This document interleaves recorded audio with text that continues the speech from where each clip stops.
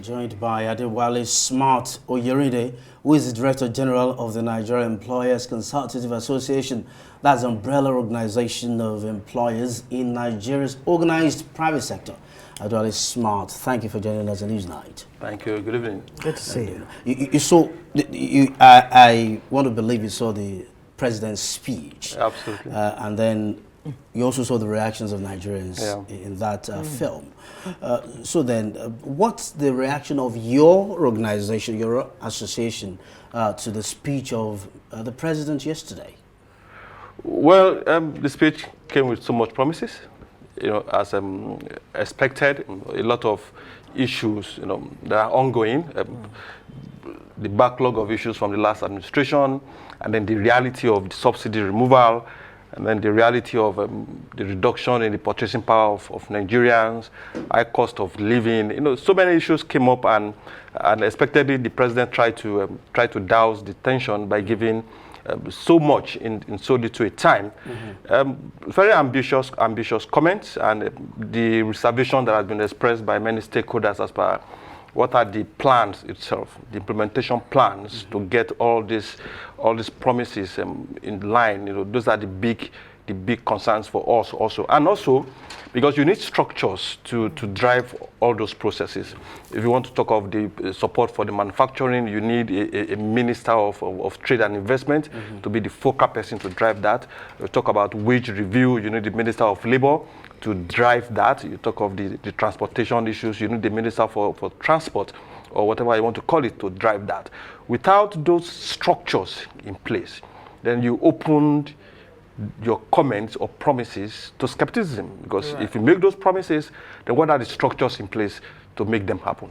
Good speech, good address, but it comes with a lot of concerns. What I'm hearing from you is this speech, or address to the nation, should have come after there's a cabinet in place. Is that what the point you're making? It can come. It's 6.5. It depends on how you look at it. It can be six or half a dozen. Or half a dozen. Okay, okay, great. All right, let's talk about the aspects of the president's speech yesterday that actually that you are interested in. He did talk about setting aside 125 billion naira for MSMEs, 75 billion for 100,000 startups, and what have you. Yeah, you talk about structures not being in place. How best do you think the president can go about this in a way that will actually impact MSMEs, startups, and businesses like yours? And of course, employers like you. Well, the first thing first is we have the figures. The past concern we've had with past administration is when you talk of 75 manufacturing companies, you talk of thousands of MSMEs. The concern will be, how do we select from the hundreds and thousands of MSMEs and SMEs? What are the parameters that will be used to select those that will benefit? If you are not transparent at that point of selection, then you've created a lot of problems for the implementation itself, the transparency itself. And once the citizens or the organized businesses also lose trust in the context of how do we arrive at this, then you read so many contexts to it. And that trust seems to have been lost already, because we're hearing from the Nigeria Labour Congress, the Trade Union Congress, and other labor organizations that they're going ahead with the planned protest for tomorrow, Wednesday. It seems that they were not impressed with the president's speech and his promises. Where does NECA even stand on that? NLC and TUC, organized labor as it were, have had engagement with government within the context of their rights. And organized businesses have also engaged government through the channels that we know best to engage. And some of the things we have advocated for, that we have requested, we've seen some of them considered too. The executive orders that suspended the implementation of the excise tax, and what those are part of the things we advocated for. Notwithstanding that, I think government also should have taken cognizance of the immediate concerns of labor, especially when you have had conversation with labor, when you have made certain concessions, then it becomes very important that you also keep to those promises. The agitation of labor within the context of its objectives might be valid, and also the expectation of organized businesses within the context of our expectation, which is sustainable enterprises, which is a basis for everything.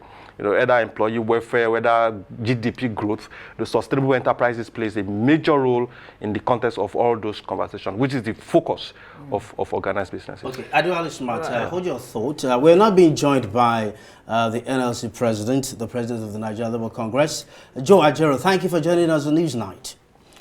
We have on good authority. Thank you very much. Yes, it's everywhere already now that you're still going ahead with a planned protest tomorrow.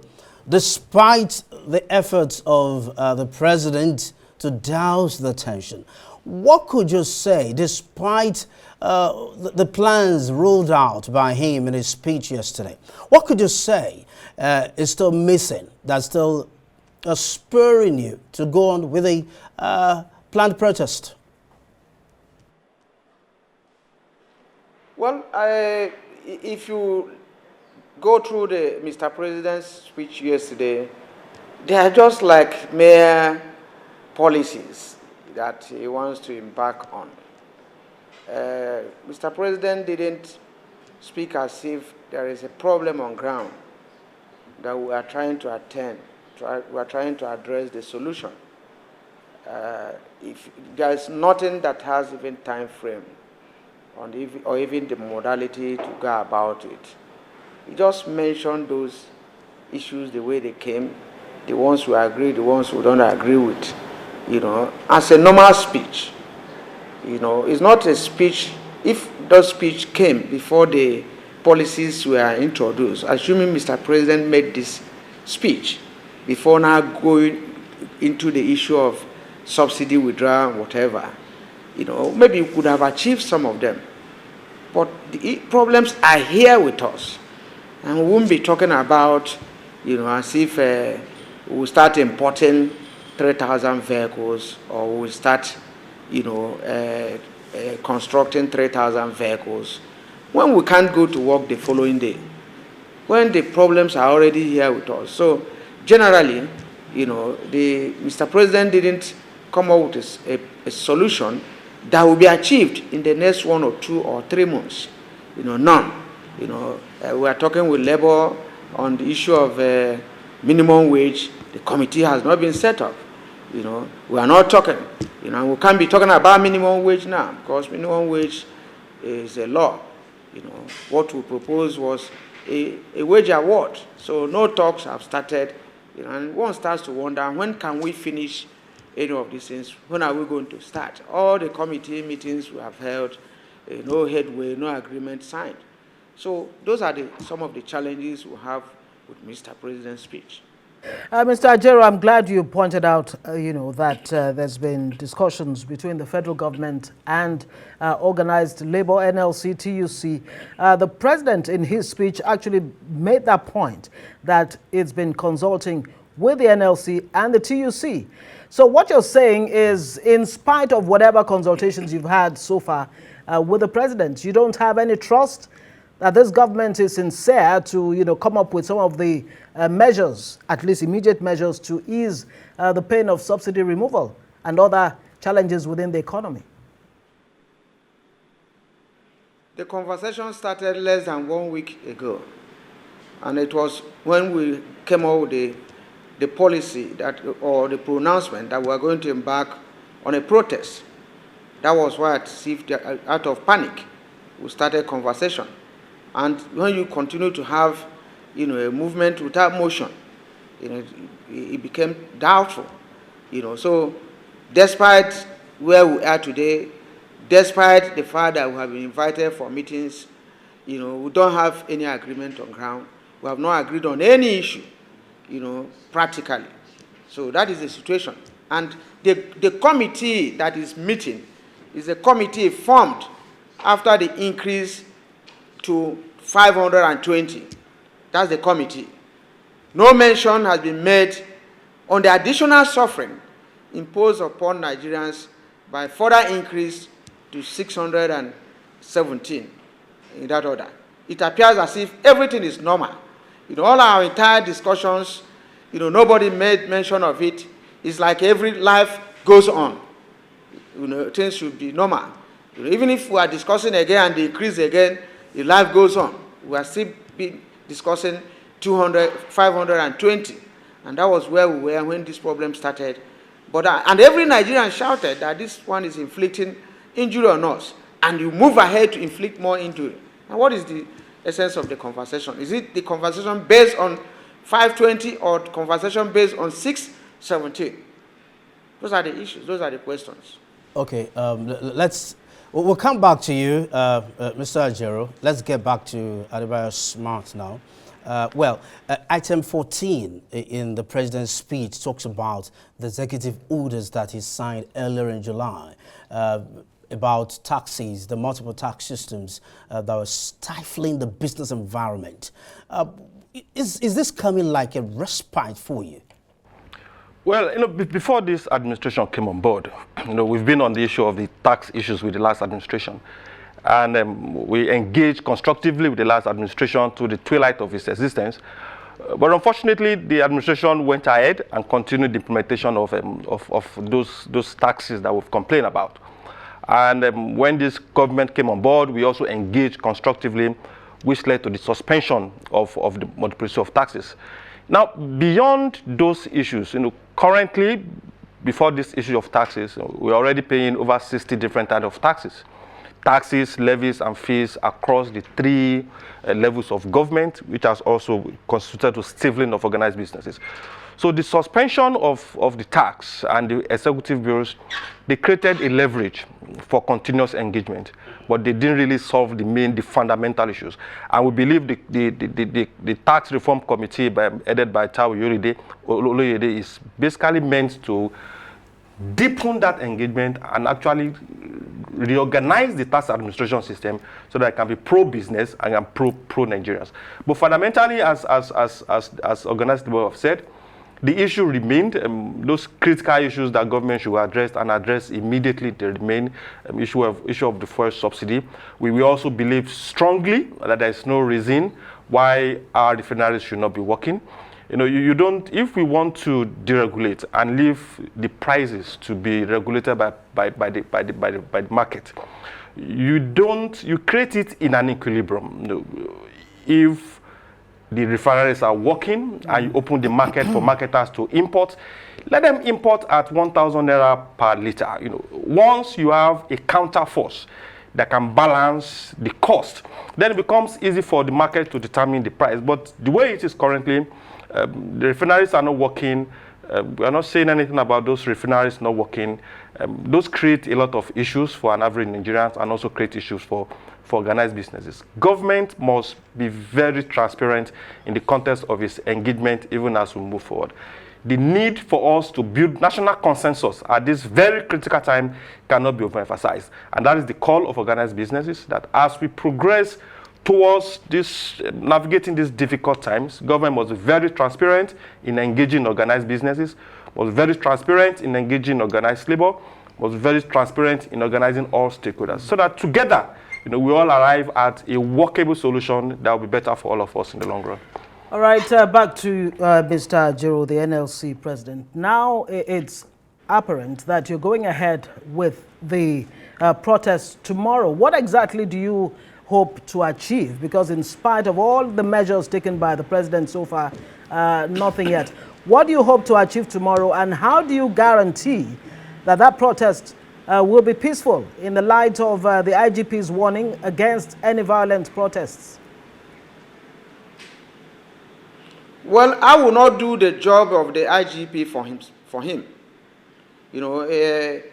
Based on his statement, he may have some information that the protest will be hijacked. And part of his job is to nip it in the bud.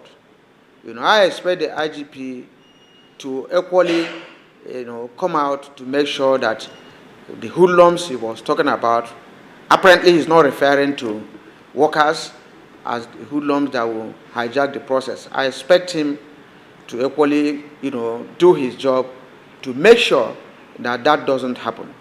That is clearly, our response to it. What else are we going to say about it? You have the police, you have the DSS, you have other security agencies, telling you that this may be hijacked. This story is becoming too constant. A day after the announcement, of the last increase, some people went to the National Assembly to protest that they are in support of the increase. And there were no hoodlums. Nobody hijacked it. How can you maintain only one view? The Nigerian Labour Congress wants to prove that whereas you can accept people to protest in your support, people who want to protest against it must be allowed. If you moved around the streets of Abuja today, people were protesting, carrying the placard that they support Ahmed Bola Tinubu. The NLC will protest tomorrow to equally look at the policies he's mentioning out. No threat, from any quarter. Will subdue our aspiration to do that. If we allow that, we are descending to dictatorship, where one set of people can protest for, and another set will not protest, either against, or in support. Mr. Ajaero, before we come to the NECA DG here, what will be the gain? What do you hope to achieve with this protest? The gain are enormous. The gain are enormous. Without even this plan to protest, Mr. President wouldn't have addressed the nation. That's the first gain. At least there's conversation now. He's talking to Nigerians. Ordinary threat. After the protest, we move into other issues. If our matters are not addressed, Nigerians will know, that even Mr. President's speech did not address the core areas. There's no attempt even, to look at our refineries. It appears that the refineries may be sold to maybe people unknown. There's a lot of ills that we are going to unearth, with regards to what is happening. There's a lot of gains that most Nigerians, they don't know. We are going to bring it to the fore. And I think that, a government should be able to address these issues. If they don't, we'll continue with the protest until we are hard. Ajaero, very quickly, for how long are you going to protest to get the federal government to react? As long as we are not hard, we'll continue to protest. We can adopt the Israeli policy of protest, to protest every week, or to protest periodically, or to protest constantly until we are hard. That's clear. Adewale Smart, let's come back to you. How is NECA as an association supporting your members and workers at these difficult times? Well, for organized businesses, I would say is more like double jeopardy, and we must commend the resilience of organized businesses at this critical point. Businesses have done quite a lot, coming up with business sustainability and employee support models.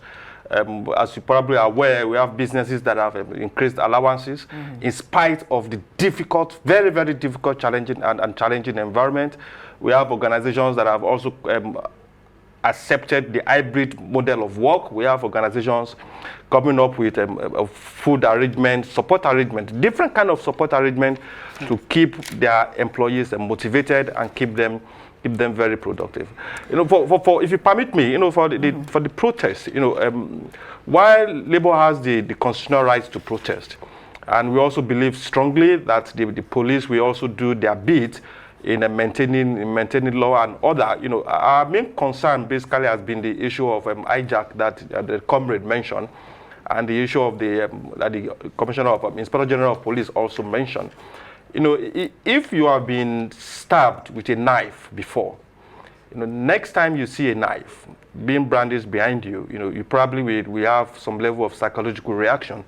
And the last time we had a peaceful protest, a purposeful protest, the NSAS protest, we all saw it, and somewhere along the line, the control was lost, and organized businesses lost over 5 trillion naira, during that protest.